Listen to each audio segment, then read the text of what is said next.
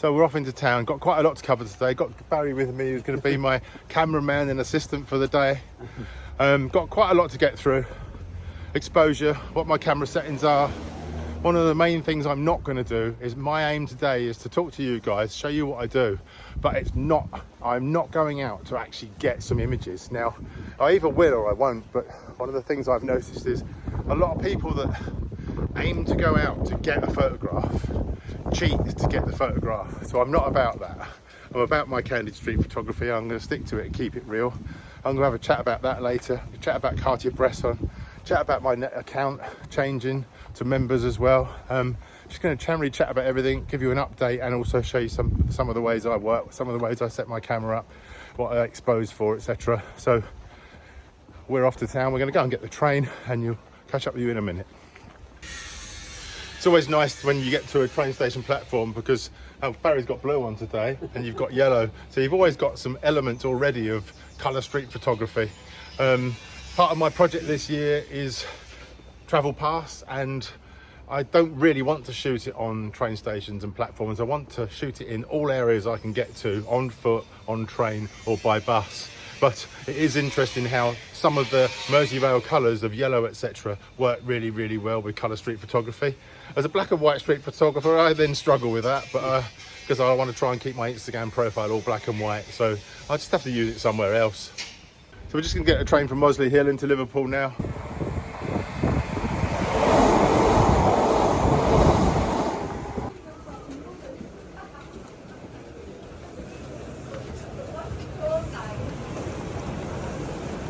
That girl looked like the old photograph. That's what you said was young. Oh yeah. The glasses.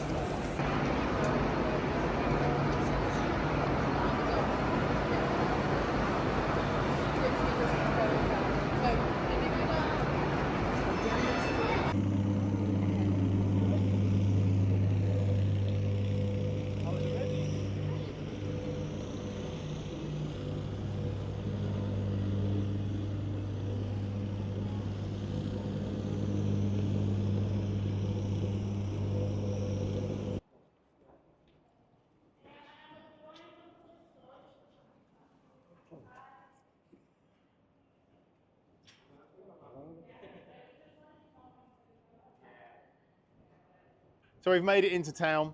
This is St George's Hall, amazing place. And there's a wedding just being shot behind Barrie and I, and it's something, we just discussed some of that going on there. It was quite funny because actually shooting the bride and groom from behind looked really strange. But anyway, one of the things I wanted to talk to you today is about candid street photography versus portrait street photography. And the lines become blurred because a lot of people that are now getting into street photography that don't know anything about street photography will try and convince you that their way is the right way.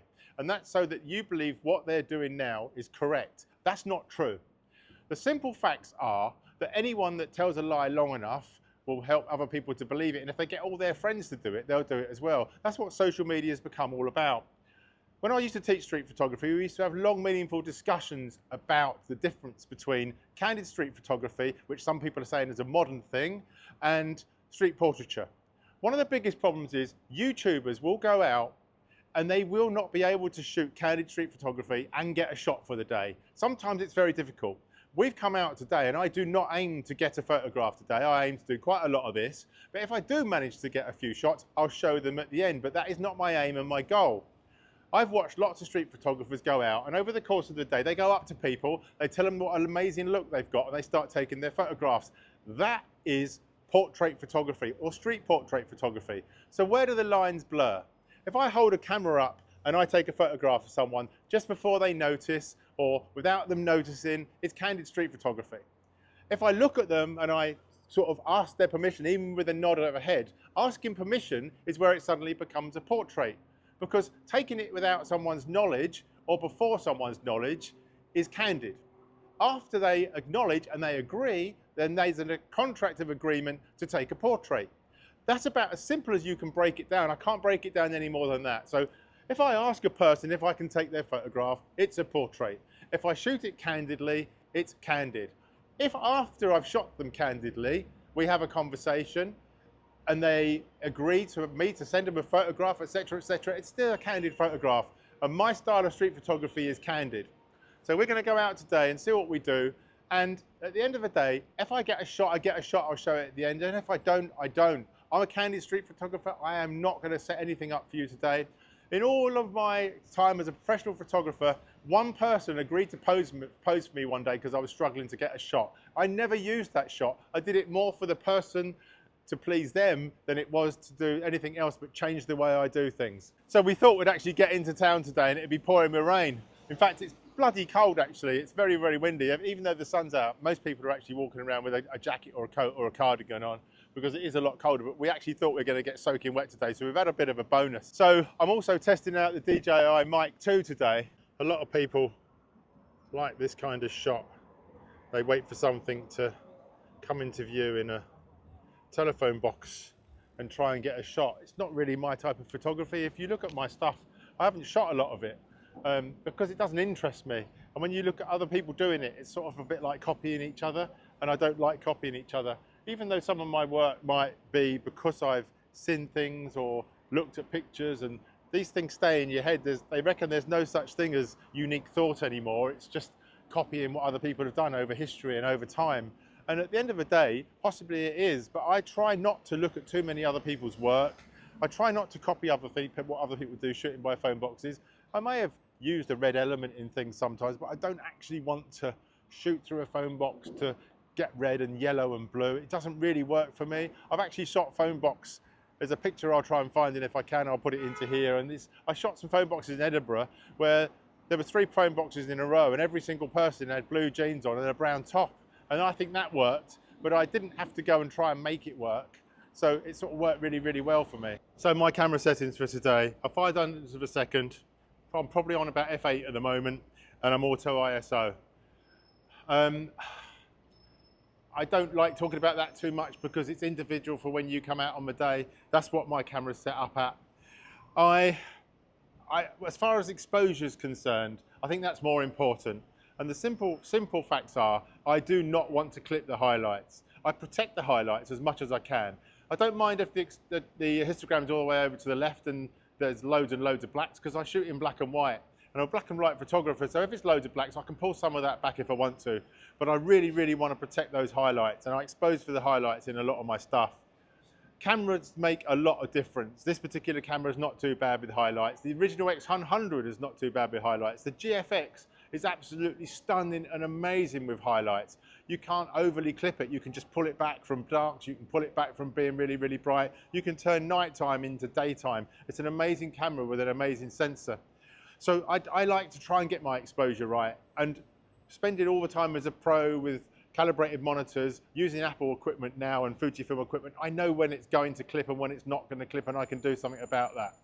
So I do protect my highlights. That's one of the things I do in my street photography. As I say, camera and lenses can make a difference. People talk about expensive cameras not helping. To a certain extent they do, especially if you shoot color. If you shoot with really, really cheap lenses and really, really cheap cameras, you get rainbow effects around things, and you get all sorts of infractions and everything else. And I'm not going to talk about the technicality of that. I've always stuck to really, really, really good gear that doesn't create those problems. Modern sensors don't have that much of a problem anymore, but you get all sorts of issues. So it's about learning your gear. And this isn't a gear channel. I'm not going to talk to you too much about gear. But yes, when you go out, set your camera up, expose for the highlights. Don't worry too much about the shadows if you shoot black and white. You can always pull it back. And I also shoot in RAW. That's one of the things that someone asked me the other day. I shoot in RAW. I never shoot in JPEG. I know Fujifilms have absolutely amazing film simulations, but I've always shot in RAW, and then I can actually put my mark on it. I don't want Fujifilm's mark on it or any other photographer's mark on it. I want to adjust things my way. I make very few changes. I will make a video on that one day, but I want everything in my control. I'm a control freak. I do not want it in Fujifilm's control with film simulation.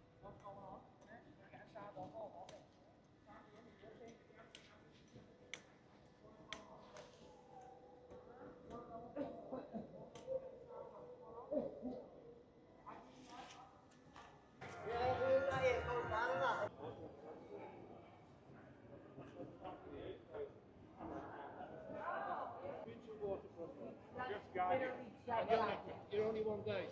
Yeah, well, A day and a half. Oh.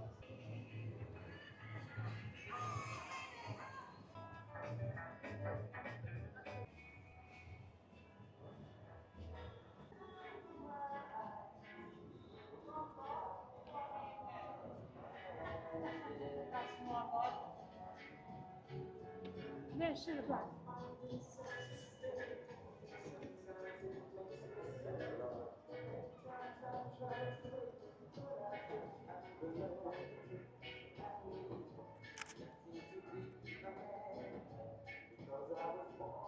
We'll just go back down again.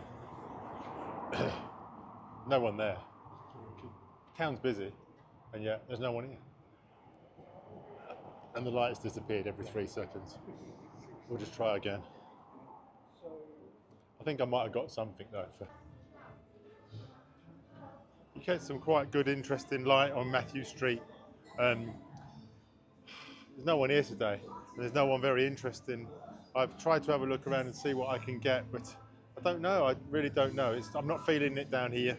As I say, I'm probably not going to get anything today. I might show you a couple of the shots that I attempted, but there's not enough foot traffic today. There's a guy coming now with sunglasses on. Now I might have a go at him in the shade, but don't think he's going to walk into it. So lo and behold, not doing what I want though. Just standing there reading isn't really good enough for me. So not really working for me, to be honest. This might be more interesting now. No one's really interested in me or what I'm doing, to be honest with you.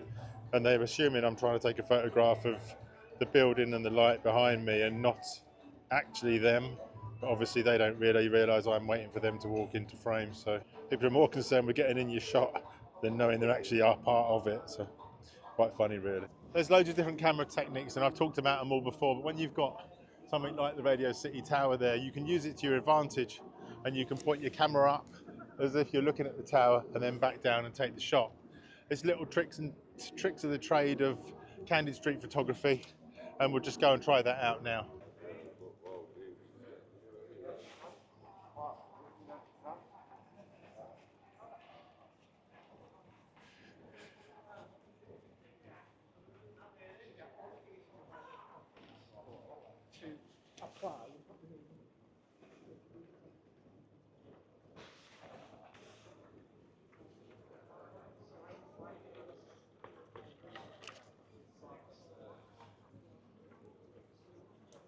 So we haven't just stood at St George's Hall all day, trust me. Everything you've just watched has actually been shot, and then we've come back here before we kept the train, which is on the train station over there, to go home. So some of the images I'm going to show you today, I would not normally use at all whatsoever. They are just images to show you what I shot, because I do know people like that. I wouldn't possibly use any of them at all. They're not considered enough for me. I've got no emotion attached to them. They don't really work for me. The shot of the day, I didn't actually get it because I wasn't making this video at the time, and the girl had like this weird cat mask on and cat hat on, and she was just in the right place at the right time, but I wasn't. I was more like over there, she was over there. I would never got there without running, and by the time I switched the video camera on, it had been a waste of time. Would it be a shot I use personally? Possibly not, but I would have used it on some of my social media. So what I'm going to do now, just to finish off, I've had a few questions lately, so I'm just going to take a couple of questions for Barry that I've seen on social media. Right. Do you crop? Do I crop?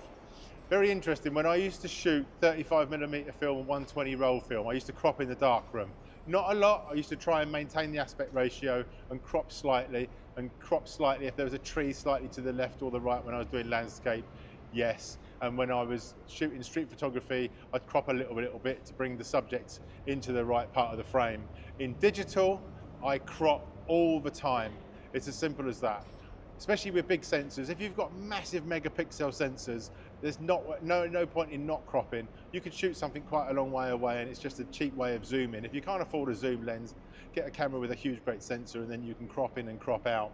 I crop, and I crop to bring the subject more into the frame, and I crop to get the person in the right place in the frame on a third or something if I've not managed it in the shot when I'm shooting fast. So yes, I crop all the time. The other thing is, some of these famous photographers like Breton, the girl jumping over the pool, was that arranged or has it happened? Bresson says he shot that through a fence, and if you look at the angle, and I don't think he actually saw the person jump from my recollection of his own accord of it. I used to teach the Cartier-Bresson puddle jump on street photography workshops on a rainy day. I used to find a puddle in the street in a high footfall area, and people step over or jump over puddles. They just do it naturally. It's something they do. In fact, one of the street photography days in question, there was this huge great puddle. we were getting the cameras and photographers to set up to take this photograph, and a kid come in wellies and jumped up and down in the puddle. So not only do people jump over puddles, but kids play in puddles. So basically, no, it wasn't set up. I don't know who even started that. It's another one of these conspiracy theories that have come in on social media. But no, Cartier-Bresson's was a true shot. Someone of Cartier-Bresson's standard and this, that and the other, you don't need to set things up. You just see them every day of the week. The more time you spend with a camera in your hand out on the street, the more chance you've got of getting amazing shots. If you find a puddle, stand by it. Someone will jump over it. If you go and film the sea, eventually someone's going to come swimming on a hot day, unless you're in Scotland, and then they probably won't go in the sea. Another one, you know, the cameras and so forth and iPhones. Is iPhones going to take over cameras altogether? Because really that's the same price nowadays. New iPhone and new... I don't think you can shoot moving street on a phone as well as you can shoot on a mirrorless camera or a DSLR. It just can't happen. iPhones are good for reasonably stationary stuff. They're not good enough and fast enough yet to shoot fast street photography. Do I think they will take over? I think they already are. I'm talking to you on one now. I think that in the future I think that camera manufacturers would be mad not to try and help out by using iPhones to get people to buy cameras. Blackmagic are doing it at the moment. There's a Blackmagic camera app that is actually quite good. It doesn't work for me, but I have noticed that even when I looked at the Blackmagic camera app, the next thing I did was go and look at Blackmagic cameras, and I got very, very tempted when I started looking at Blackmagic cameras. Maybe it's something for Fujifilm to look at. Maybe Fujifilm should make an app with some of their film simulations, and then if you want more film simulations, you've got to go and buy a Fujifilm camera. At the end of the day, a good quality iPhone now, like the one I'm talking to you on, is around about £1,000. Secondhand, £600, £500. We're in the camera category, except a phone can do a lot more than a camera. And I don't think a camera needs to do much more as a camera. I think everyone's getting a little bit carried away with what a camera can do. I think a camera just needs to take photographs. And yes, people like JPEG, so you can have film simulation, but I don't think a camera needs to improve too much more. The interesting thing is, the reason I do a lot of stuff on my iPhone is because it's very quick on an iPhone to create an image, edit an image and upload an image. Now, if a camera could do that, I think that would make the camera side of it better, but I don't know whether the technology would be there. And also, well, maybe it can, because you could actually link your camera in a better way to an iPhone and do that whole process. But I think you need something standalone. So I think iPhone's got some benefits and a standalone camera's got some benefits.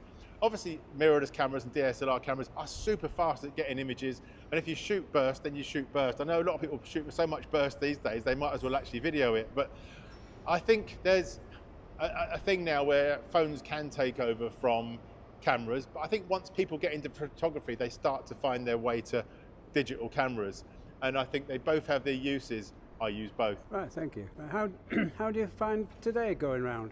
Difficult.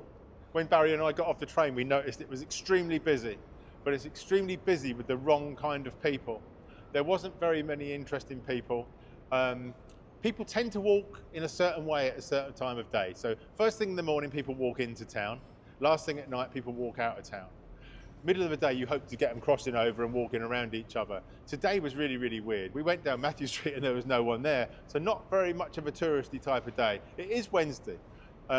Also, the type of people they were in town, the characters and everything, they're not really about. I'm not too sure why. So it's a difficult day.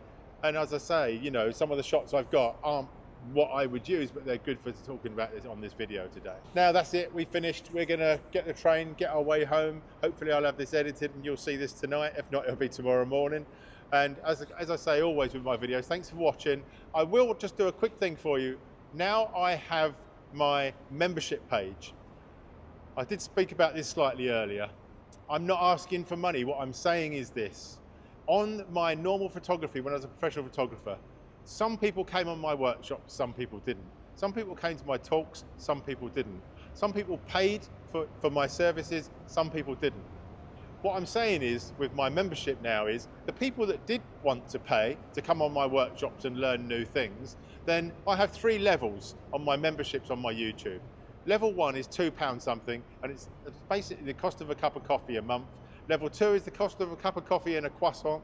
And level 3 is probably the cost of going to the pictures once a month. I'm going to put out content for those people in the members area. My normal stuff's going to be exactly as it was, but in my members area, I'm going to put out content for members. There's also 3 levels that you can read about. I can't remember in my head right now, but in the top level, you know, you get access to a Facebook page, you'll get access to me once a month, we can have a chat. In the future, I'm going to talk you through projects, set up projects for you, do projects with you. So there's quite a lot coming in the future. I will tell you all about it as it happens. You'll have more access to me, more access to my time. So you're basically paying for workshops, paying for my time, paying for my knowledge, almost like doing one-to-ones, but through the membership program. I don't expect people to rush and start doing it, and I hope they don't, because I couldn't deal with 300 or 400 people. That's why I don't do it in real life. But through digital, maybe I can, and maybe that's going to help you all out.